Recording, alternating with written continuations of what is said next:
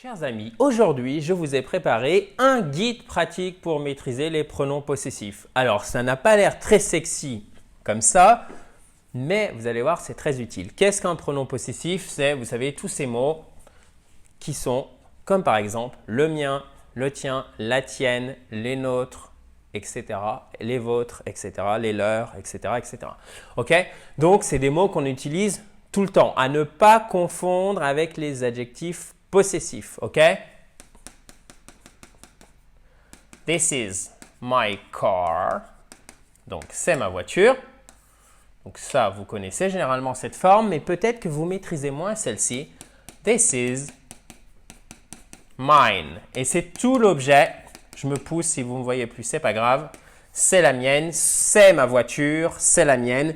C'est tout l'objet de cette vidéo. Et alors, on va faire un guide. D'ailleurs, est-ce que je l'ai mis? Oui, pratique. OK? Donc, pas de tableau. Je sais que vous adorez les tableaux récap, mais spécifiquement là, je n'en ai pas mis parce que je veux que vous travailliez. Je voudrais que vous travailliez, chers amis, avec moi. On va tout de même voir la liste de nos pronoms possessifs. Nous avons donc mine, yours, his, hers, ours, yours, theirs. Attention à ne pas faire de H. C'est pas ours, c'est ours, ours. Et regardez, les heures, malgré le fait qu'il y a un H, c'est une exception. On ne l'entend pas. Et donc, ça se prononcera hours, exactement comme hours ici.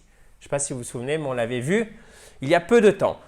Si vous ne l'avez pas fait, chers amis, abonnez-vous donc à cette fabuleuse chaîne YouTube. Il suffit de cliquer sur le bouton rouge en bas à droite et récupérer votre kit complet pour vous mettre ou pour vous remettre à l'anglais. Il suffit de cliquer sur le i en haut à droite ou sur le lien qui est sous la vidéo. Il est gratuit, il arrive directement dans votre boîte email. Regardez pendant ce temps si vous savez ce que je suis en train de dire, chers amis. Mais si vous êtes nouveau, si vous ne l'avez pas fait, ces 37 pages illustrées concrètes arrivent immédiatement chez vous si vous le souhaitez. Alors, the BMW you see in front of their house is AE. OK? Donc, AE, qu'est-ce que c'est? C'est troisième personne du pluriel. OK? Du coup, si vous ne trouvez pas directement ce que vous faites, comment vous diriez c'est leur voiture? C'est la voiture AE, littéralement. OK? Vous diriez this is sorry guys, their car. OK? Donc, qu'est-ce que vous faites? Vous rajoutez simplement le S. C'est le cas pour tous, sauf évidemment my qui devient mine. Mais regardez, ours, his, on a déjà un S, donc on ne rajoute pas un. Ça ne sert à rien. Hers, ours, OK?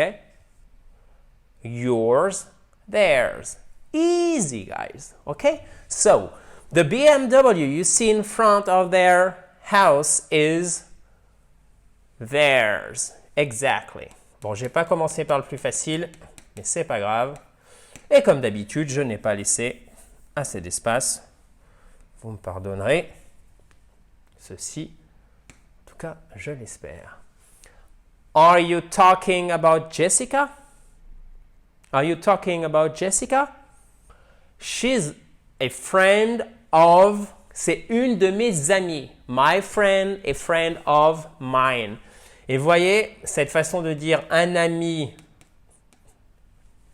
qui est mien, une amie qui est mien, là pour le coup, c'est très courant en anglais. A friend of mine. Is she a friend of yours?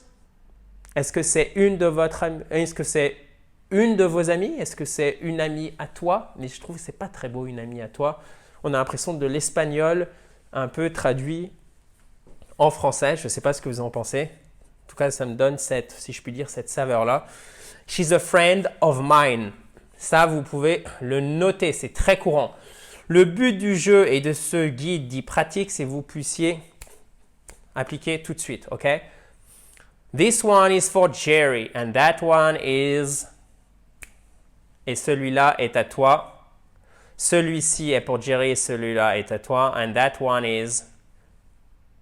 yours. Et là, regardez ce que j'ai fait en français. J'ai traduit par est à toi. J'aurais pu dire, et celui-là, for example, est la tienne, okay? Ou le tien. Okay? Mais le est à toi aussi, on va le traduire spontanément en anglais par yours. Et je voulais que vous saisissiez aussi de cette subtilité, si je puis dire, chers amis. So, this one is for Jerry and that one is yours, okay? Whose is it? À qui est-ce?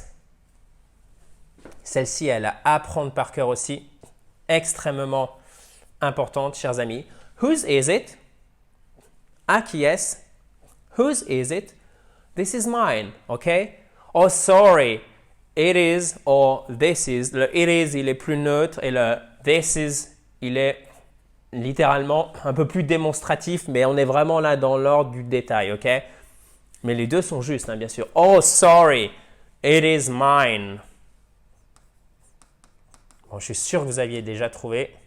Bien joué, guys. So, Dieu, chiot, mignon sont en train de jouer dans le jardin. Oui, ce sont les nôtres. So, they are playing, ok? Donc, ils sont en train de, action en train de se dérouler au présent. C'est donc un présent continu, exactement.